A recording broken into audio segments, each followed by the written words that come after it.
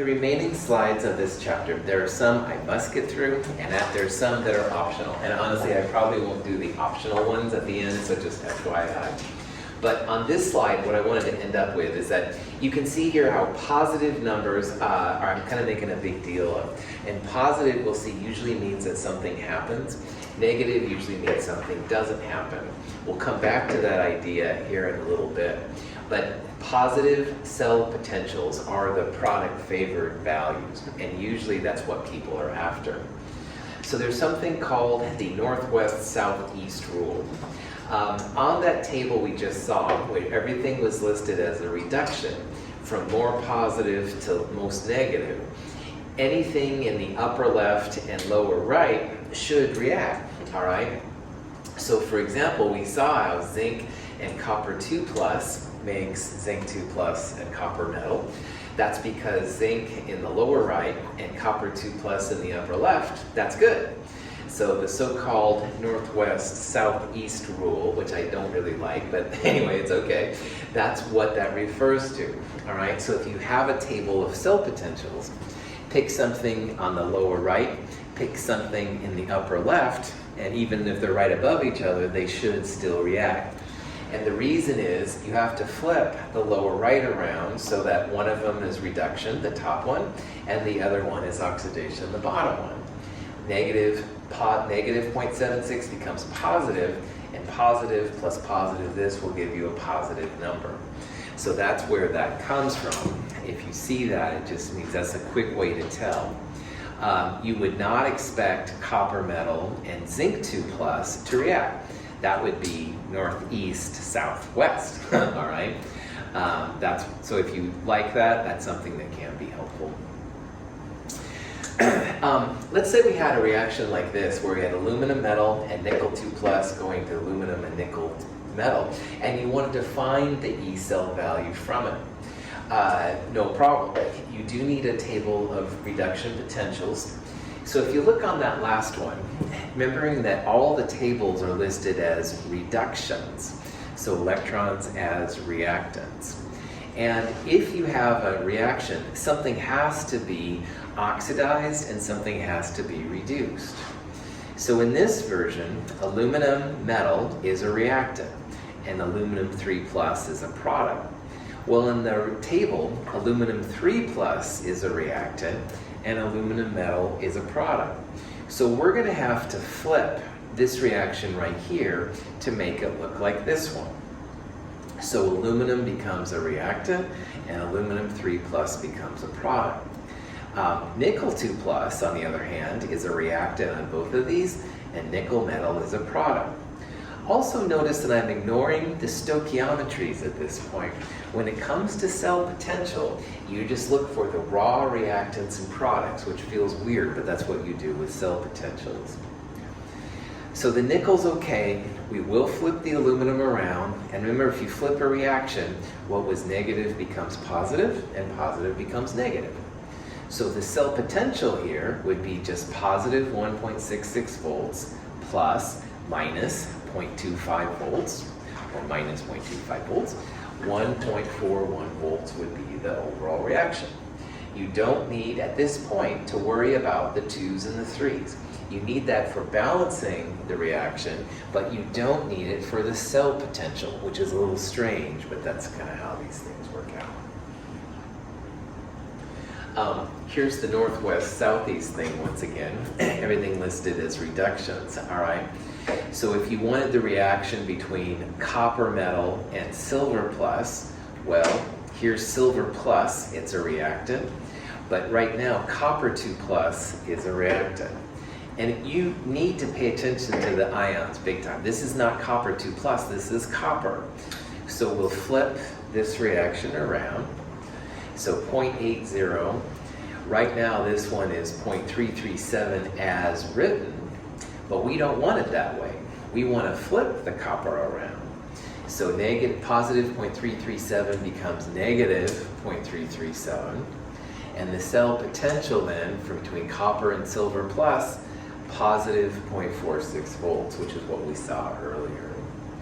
So I'm bringing all this up just to let you know that, yeah, you can flip these reactions around, you change the sign. You don't need to multiply these numbers by any kind of stoichiometry, all right? It's literally just plug and chug. So there was 2 silvers, but we didn't multiply this one through by 2. Question, Julian? So, in theory, there shouldn't be a negative E value, because if there were, then they would be acting in the opposite. Like, if it were negative, that would mean that what you have listed as the reducing agent would actually be the oxidizing agent in the reaction. So the sign should be flipped for both, which would flip the sign of the net. Yes. So like this reaction right here is copper and 2 silver pluses going to 2 silvers and copper, 2 plus. Yes. And this has an E value of positive 0.46 volts. And absolutely, the positive means that this is product favored. Something's going to happen, all right? But maybe you got everything flipped around and you saw 2 silvers and copper 2 plus going to copper and 2 silver pluses, and you calculated that the E naught was minus 0.46 volts. Yeah, this would just tell you that this reaction is not going to happen by itself, all right? We're making a big deal, or I've been making a big deal, of voltaic and galvanic cells. Those just have positive E's. Those are the ones that happen, all right? It's like a battery. You plug it in and it happens. If you get a negative one, that would be an electrolytic cell. It's like making aluminum from aluminum 3 plus. You have to add electricity to make it happen. So yeah, this would just not be spontaneous, which we'll talk about here in a little bit. This one, you plug it in, it's going to happen. Excellent. Okay. Here's another type of question you might see. Here's a cadmium, cadmium 2 plus, iron, iron 2 plus, and you're curious how this reaction is going to occur, all right? Like, will it be cadmium going to cadmium 2 plus and iron 2 plus going to iron, i.e. this one's being oxidized, this one's being reduced, or will it be cadmium 2 plus being reduced to cadmium and iron being oxidized to iron 2 plus? So the question is, which way does the reaction occur? And this goes along beautifully with what Juliana just asked about. If you can find the E cell potential, the positive E will be the one that happens. Like, you plug it together and that'll go down. The other one will have a negative number and that one won't happen naturally. So if you look these things up in the table of reduction, iron 2 plus to iron, negative 0.4.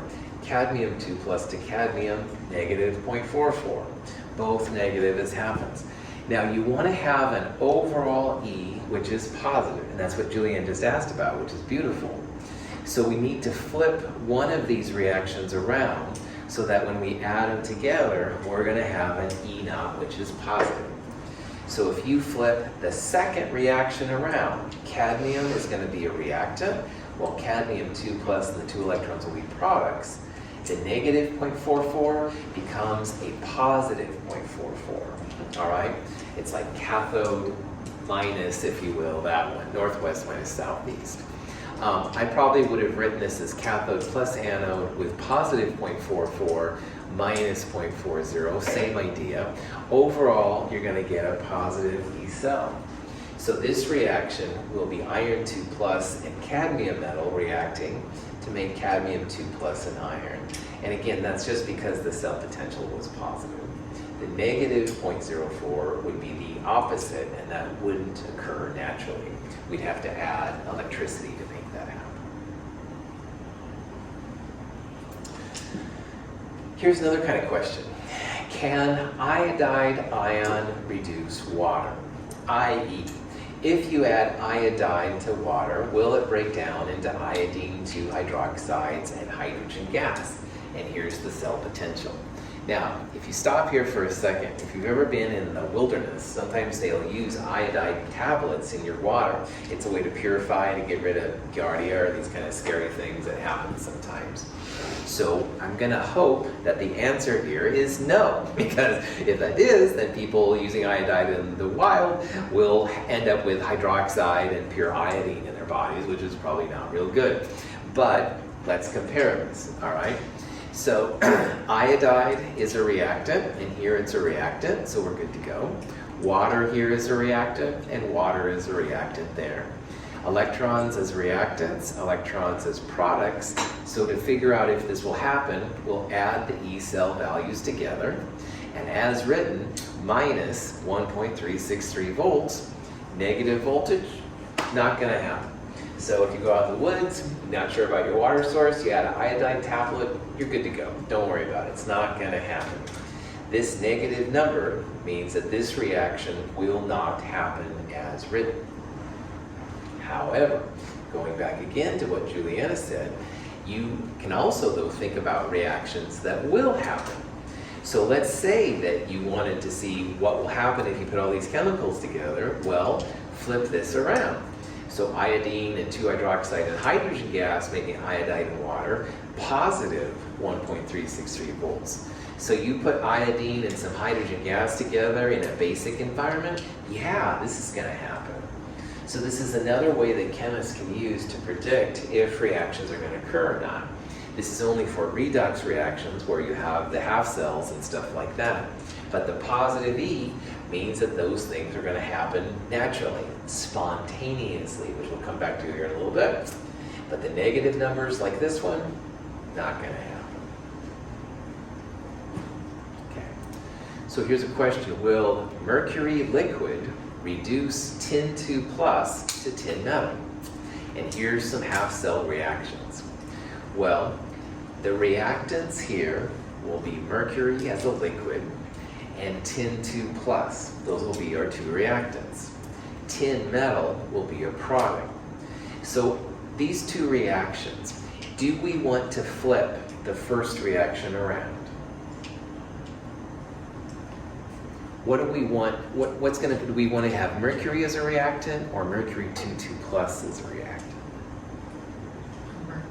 Mercury, right on. They'll tell you what's going to happen. All right, it's not will mercury 2 plus reduce or something. It's will mercury as a liquid. So that means this is a reactant. We're going to flip this reaction so mercury liquid becomes a reactant. So positive 0.79 becomes negative 0.79. On the other hand, tin 2 plus to tin metal, that's what this reaction here is all about. So we're going to leave this reaction as is. We're going to flip this one around. And if you flip it, you can see you're going to have a negative number and a second negative number. You add those together, it's a negative number. So the answer is absolutely not. This is not going to happen. Our cell potential is negative. Positive cell potentials are what you need to make something occur naturally. So we would say that mercury would not reduce tin 2 plus to tin metal in this case. Any questions?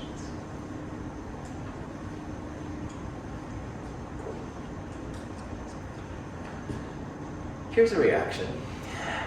We saw that iodide and water, they don't spontaneously react, which was good for people in the environment. But the next question is, can we make those react? All right, can we make iodide reduce water? Like maybe we wanted to make a bunch of iodine or something like that. I don't know why we would, but let's say we would. And the answer, believe it or not, is that we can make non-spontaneous cell potentials happen if you apply external voltage. So I said earlier how voltage from the wall probably comes in Oregon anyway from hydroelectric dams and stuff like that. If we took some of that voltage and applied it here, we could make iodide and water create iodine, hydroxide, and hydrogen. We would have to add positive 1.363 volts. Now, right now, this reaction as written is an electrolytic cell. It's not going to happen by itself, non-spontaneous.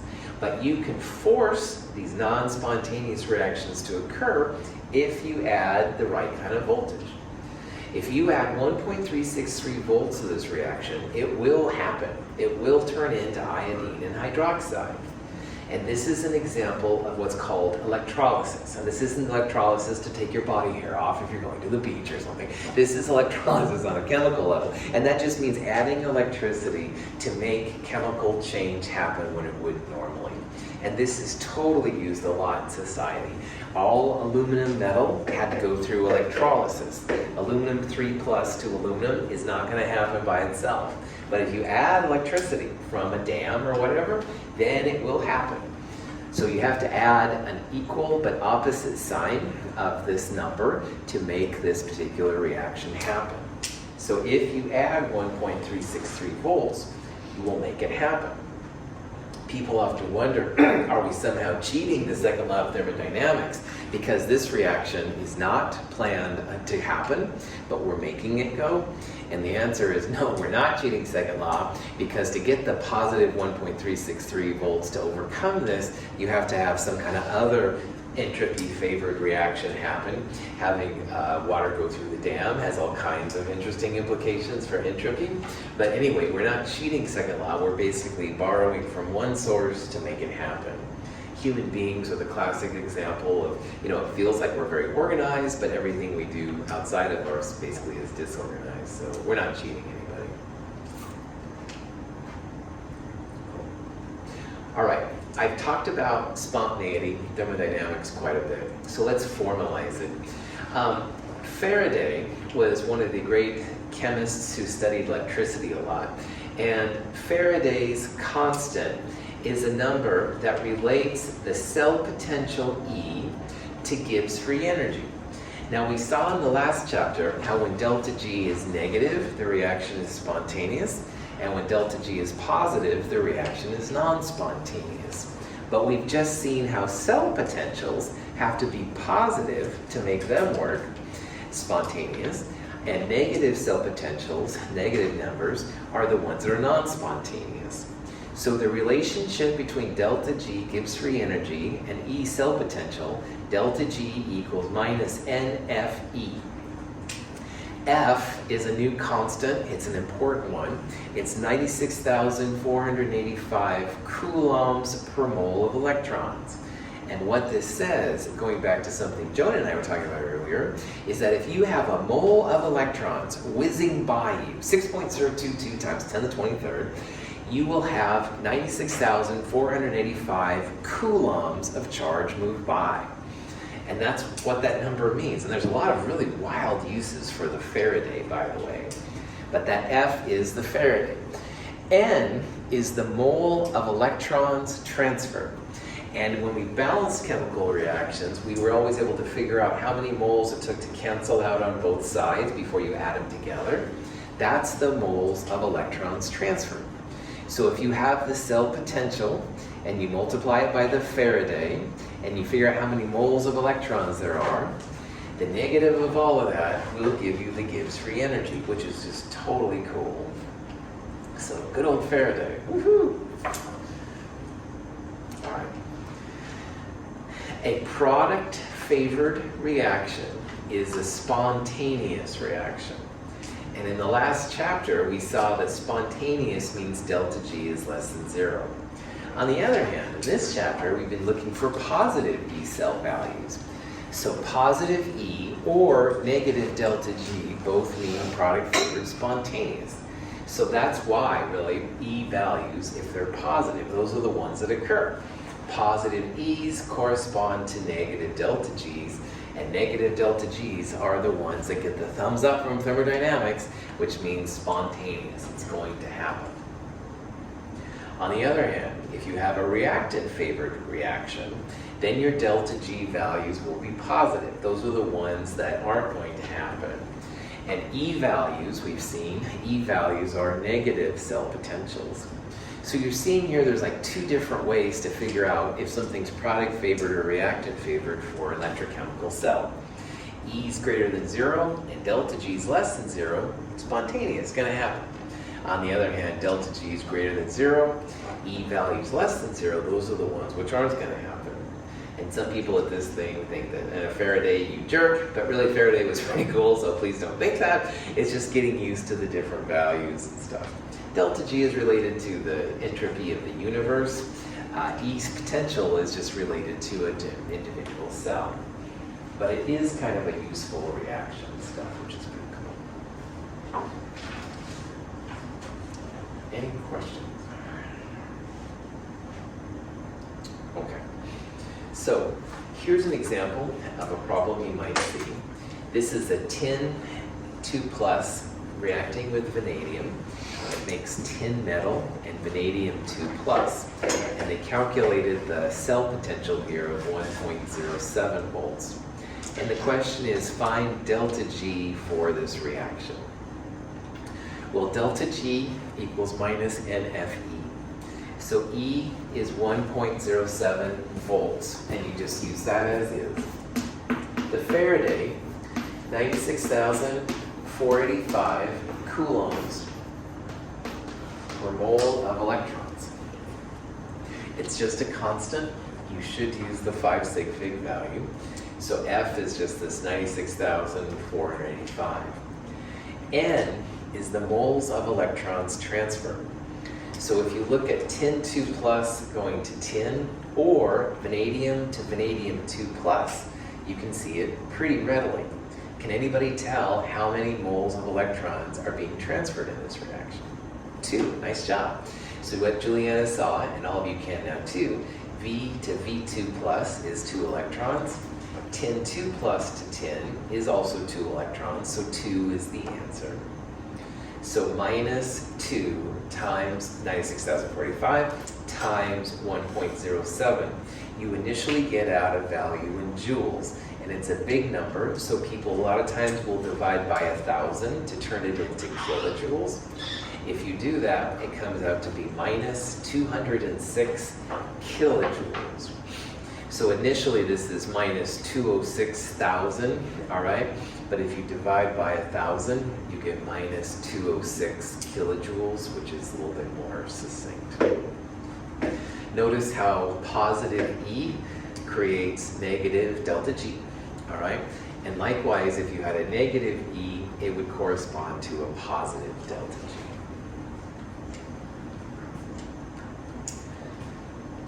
So if Juliana and I put some vanadium in with tin 2+, using this number, will this reaction occur as written?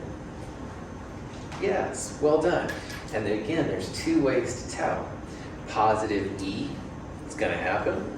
Also, negative delta G. Negative delta G is another way to say that, yep, this reaction is going to go. So, yep, you put these chemicals together, going to happen. Any questions?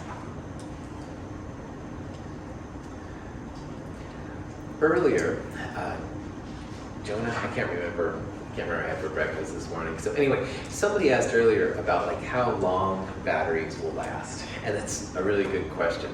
And this is one way you can kind of tell how long a battery is going to last. Now, in this reaction, let's say we wanted to not have a battery, but we want to know how many moles of electrons would be transferred between silver plus and silver. Well, in this case, it's 1. You need 1 mole of electrons to make 1 mole of silver plus turn into 1 mole of silver, all right? So the question is, how do you measure the moles of electrons? And we're going to start using this thing right here, which is current. Current in physics is what scientists, physicists use to measure how electricity moves. And electricity, which is usually given the symbol amp, is equal to a coulomb per second. So if you had a battery at 3 amps, you could write it as 3 coulombs per second. All right, that's what that number means. What's really important to us right now, especially since it's the end of the term, every time you see an amp, just rewrite it as coulombs per second. So if I give you a 2.5 amp, blah, blah, blah, you just write it, cross out the amp, and make it 2.5 coulombs per second, okay? But an amp is a coulomb per second. In physics, you'll do a lot more, and David Faust is probably getting uncomfortable right now as I cheese through this, but anyway, you'll see why it really helps us here in a little bit. All right, so here's a question. We have a current 1.50 amps, and right away, cross out the amp, put in coulomb per second. And it's flowing through silver plus to make silver metal, and we're gonna have this current on for 15 minutes. So the question, how much silver metal should we expect to find? And believe it or not, this is something we've done here at Mount Hood. After the Chem 221 titration lab, we have a lot of leftover silver plus ion. So if you throw electricity through it, you can actually get silver metal back, and silver metal is worth quite a bit. But you have to know, again, what the current is. Our current in this problem is 1.50 coulombs per second. Okay. These questions are always one directional. I'll talk about that in a little bit. But notice here how we have 15 minutes. Well, 60 seconds per minute. And I told you to rewrite amps as coulombs per second, so the seconds cancel. The first step here was just to find how many coulombs of charge there are. 1350. And why that's important is because Faraday constant is coulombs per mole of electrons. So once you have coulombs, coulombs divided by Faraday constant gives you number of moles of electrons, 0.014 moles of electrons. So again, this number came from time and the coulombs per second. The coulombs divided by Faraday gives you the moles of electrons, and we're after moles of silver. And there's 1 mole of electrons to make 1 mole of silver, like we talked about. So that means 0.0140 moles of silver are going to be made. And if we put 1.50 amps through this crap for 15 minutes, we'll end up with 1.51 grams of silver metal. So in this problem, time to coulombs, coulombs to moles of electrons, and moles of electrons to regular moles and grams. And that's a real common kind of problem for stuff like this. Any questions? Okay, so this is if you want to make a metal from a solution that's just sitting there. But again, the thing that I find really helpful on this is to know how long your batteries are going to last. And this is why I started the battle about earlier. Now, batteries come in many different types. This particular battery is a lead going to a lead 2 plus ion. All right? And let's say that Joan and I hook up our homemade battery with lead going to lead 2 plus, and it's a 1.50 amp. And I have no idea if that's enough to run a car, but we'll say it is.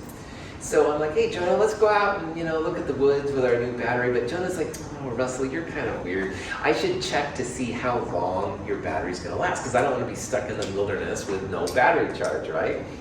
Really good question.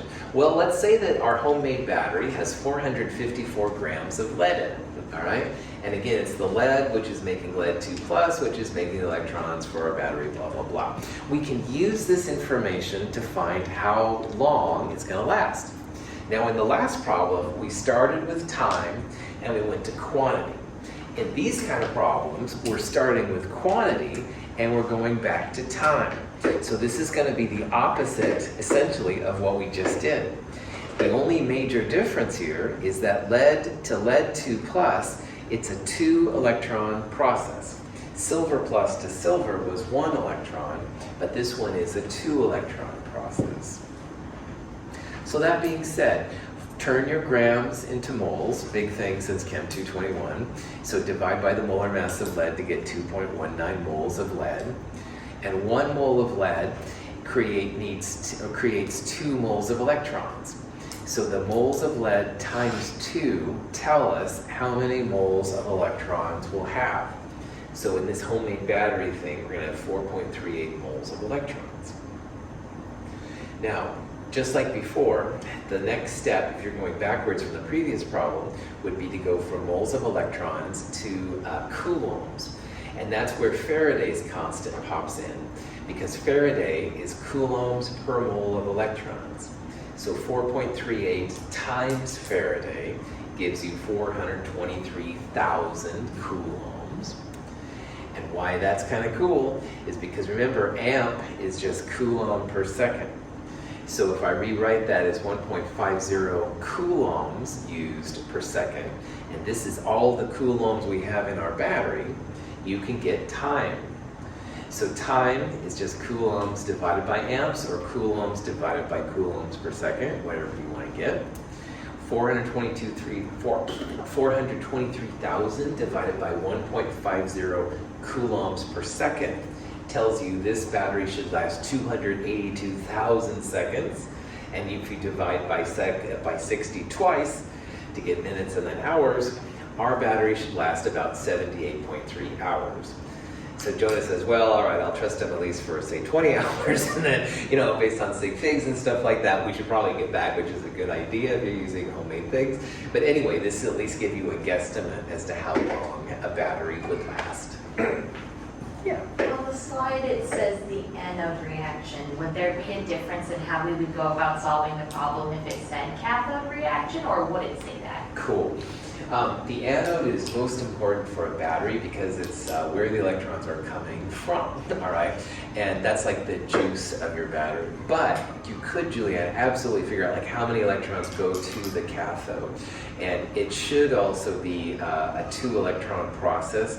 You'd have to have enough stuff in there to absorb the electrons. In a battery, it's more about where the electrons are coming from, because that's like when the battery will stop, But you could do that, absolutely. It wouldn't be a problem. The convention for batteries would be to start with the source of the electrons and stuff. Good. Other questions? All right, so these kind of questions are not too bad. It's usually, like in this problem, grams to moles of electrons. Moles of electrons in the Faraday go to coulombs. And coulombs divided by coulombs per second, or the amps, will give you time. Time's often in seconds. You can turn it to minutes, hours, decades, whatever you want and stuff. It's usually just minutes or hours. The other process, the last problem, we started with time and amps and went to coulombs.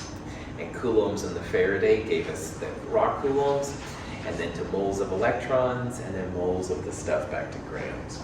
So these problems are very linear. All right, you go from one side to the other. All right, so here's a type of a problem. This problem takes a gold plus 3 and turns it into gold metal. All right, so this is obviously high money kind of thing. And the question is, how long time will it take to electrolyze, i.e. make, 0.010 moles of gold 3 plus using a 2 amp current. Amps, remember, are coulombs per second, all right? So we want to know how long, seconds, all right, it's gonna take. So this amp, which is coulombs per second, that's gonna be one of the last things we'll do. So in this problem, I would start with the moles of gold, turn it into moles of electrons needed. And if we're going from gold 3 to gold, how many moles of electrons do you think we'll need? 3, that's right. It takes 3 moles of electrons to turn gold 3 plus into gold. And from that, we can use Faraday to get to coulombs. This is coulombs per second, so coulombs and coulombs per second will allow you to find time. Good to go.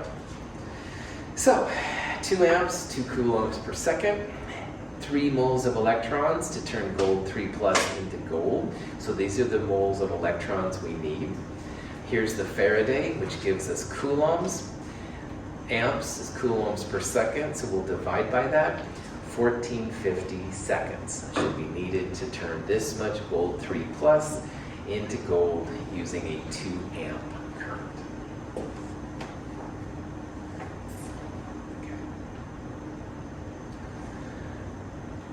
All right. Everything we've looked at so far has assumed 1 mole per liter. And honestly, it probably assumes we're at room temperature, 25 degrees Celsius. But as I'm sure you know, not all reactions are 1 mole per liter and 25 degrees Celsius. Maybe you're in the desert and you have a really hot temperature. Maybe you only have 0.01 moles, stuff like that. So the Nernst equation is a way to relate the standard cell potential to the actual cell potential. It compares this E naught value, which you calculate using the tables, to an actual E. An actual E means with E without the little zero next to it. And along the way, we're going to use the reaction quotient Q to help us out here. Now, this thing right here is called the Nernst equation. E naught is the value you get from tables of cell potentials. And if you have 1 mole per liter and your temperature is 25 degrees Celsius, that's the value you want. However, if your temperature is not 25 degrees Celsius, or if your concentrations are not 1 mole per liter, you've got to tack on this additional stuff to find the actual cell potential, which is what E without the little zero is. So E equals E0 minus RTNF, natural log of Q, is the Nernst equation. Now, R is our energy R again, 8.3145. T is the Kelvin temperature, not the Celsius temperature, you can probably imagine. F is the Faraday constant. N is the moles of electrons transferred. And E naught is the value you calculate using tables of cell potentials. Q, like we saw at the beginning of Chem 223, is products over reactants. It's the same version as K, it's just that we're going to do it for a particular value. So we'll talk about Q in the next slide. N is the moles of electrons transferred. I have a handout about this on the website. I don't know if you really need it or not, but if you're curious more about where this came from. So again, you're in Alaska, you're in Death Valley. You can't use just E naught values, really, all right? Because you're different temperatures, but you also might have different concentrations and stuff. Nernst equation tackles all of those things and pulls them together. It's kind of a funky equation, but it's totally doable, and we'll see how it works. A zinc-copper cell shows a potential equal to the standard potential of 1.10 volts when both zinc and copper are in solution at the same concentration. If more copper ion is added to the cathode compartment solution, however, the cell potential increases. Now, this is an interesting thing. At normal conditions, 25 Celsius, everything 1 mole per liter, cell potential 1.10 volts, and we've seen that. But what they did just now is they added a lot more copper 2+. Now let's go back to Le Chatelier's principle.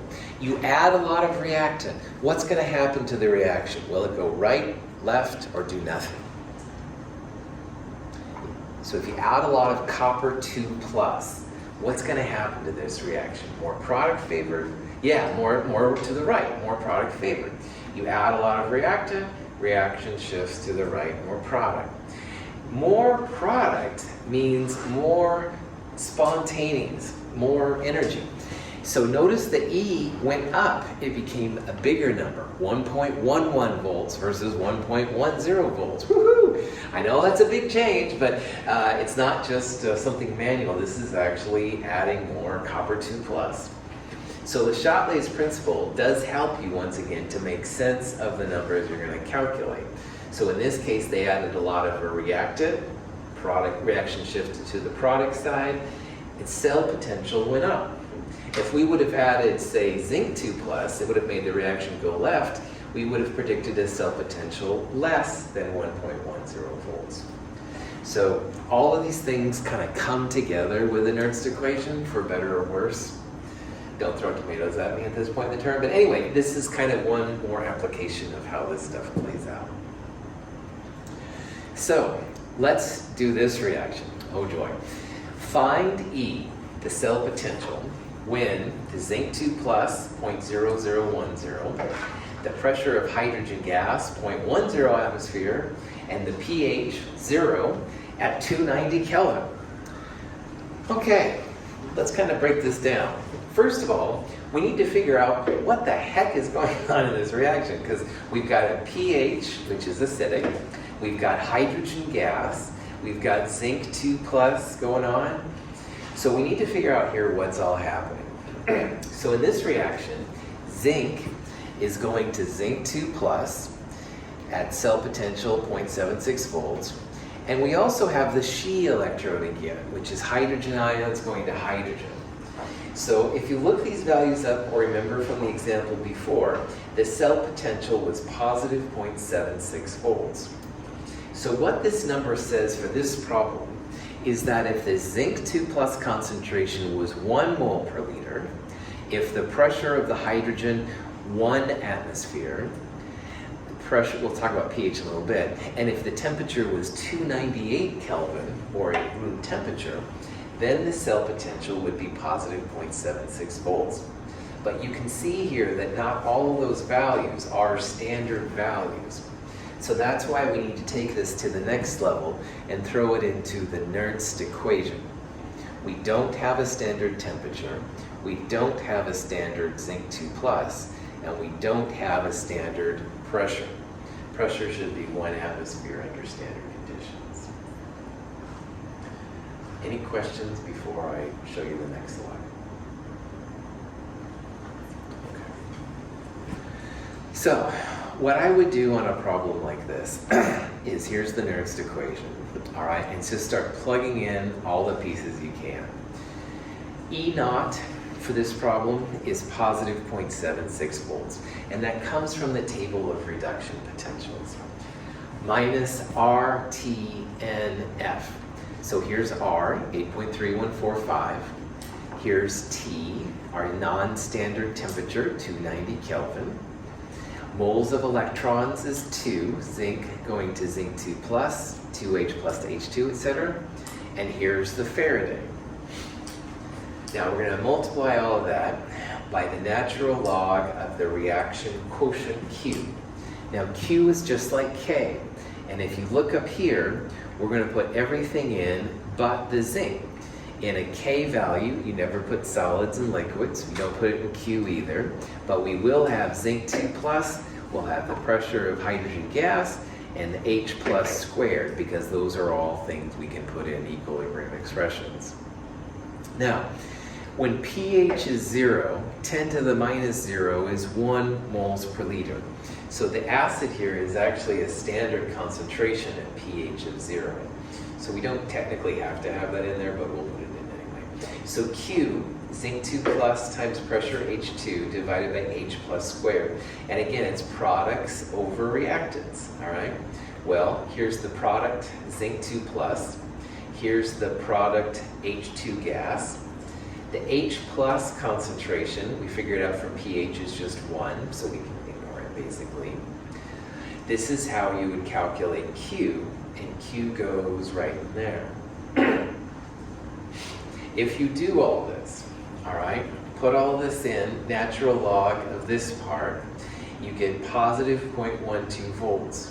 So the cell potential here, it's E naught plus all that, positive 0.88 volts. And at this point, even I'm confused if this number makes any sense or not.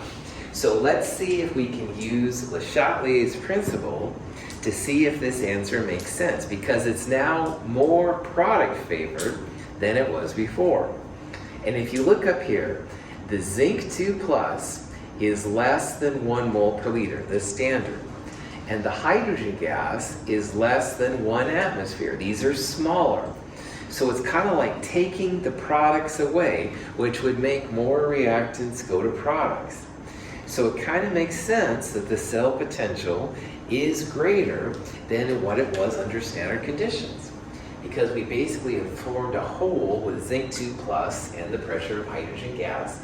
The reactants want to go more to products, and that's what that number is saying. So this is why Le Chatelier's principle really has my back, because the math gets a little weird, as you can see, but sometimes you can then make sense of the numbers. And in this sense, since both of the products were less than their standard conditions, it kind of makes sense that reactants will want to go to products, and the cell potential will be higher. Now, if the pressure would have been 2 atmospheres and the zinc 2 plus concentration would have been 2 moles per liter, numbers greater than this average, then I would have expected this number to be less than 0.76, because then it wouldn't be as much of a desire for reactants to go to products. But in this case, both products were under standard conditions, so the reactants do want to go a little bit more to products than they would have been. Questions? I'm gonna admit I'm a little confused about where the pressure fits in. Which one of these species would have a pressure associated with it, Juliana? Gas. Gas, yeah. And what would be a standard pressure according to this kind of stuff anyway? 1 atmosphere. You bet. So in this problem, the product H2 had a lower pressure than what would be standard, okay? We don't care about solids and liquids at all, but we do care about this one. And what the pH showed us is that this actually is standard concentrations, all right? So the 0.76 number applies when this is 1 mole per liter, this is 1 mole per liter, and this is 1 atmosphere. But we have 1 mole per liter here, but these are both less than, all right? So Juliana, it's like taking away product. So in this case, Le Chatelier says more reactants will go to products, more spontaneous. So the E becomes more positive in this case. All right, that's what going to products means for cell potentials. If this would have been delta G, the delta G after would have been more negative than the delta G before. All right, it's thinking about it from reaction potentials and stuff like that. So, cool comment. And if you're feeling a little weird, man, it's totally normal. We're going to get through this. This is super important because, again, not all conditions are room temperature, 1 mole per liter. People on Mars, if they live there, or the machines on Mars, this would be something to think about. But, batteries and the rovers, for example, on Mars, they totally have to think about stuff like this because the temperatures on Mars get super cold sometimes. And getting too excited here.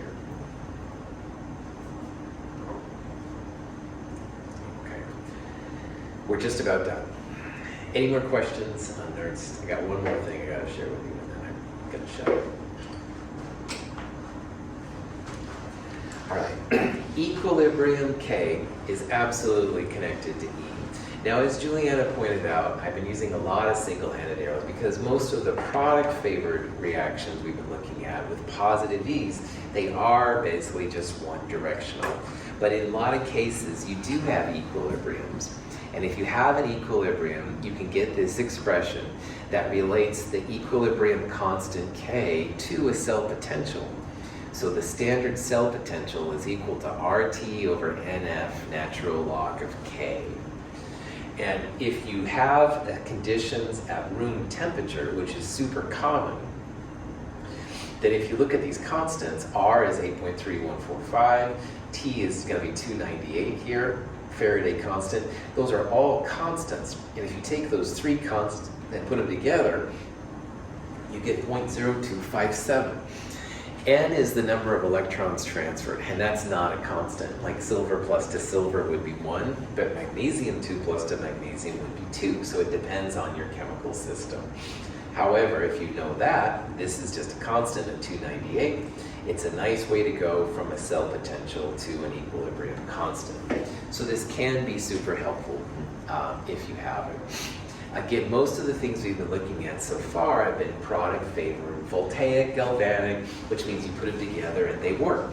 But if you have an equilibrium system, they're not as strong. You can find cell potentials using this equation, which is pretty cool.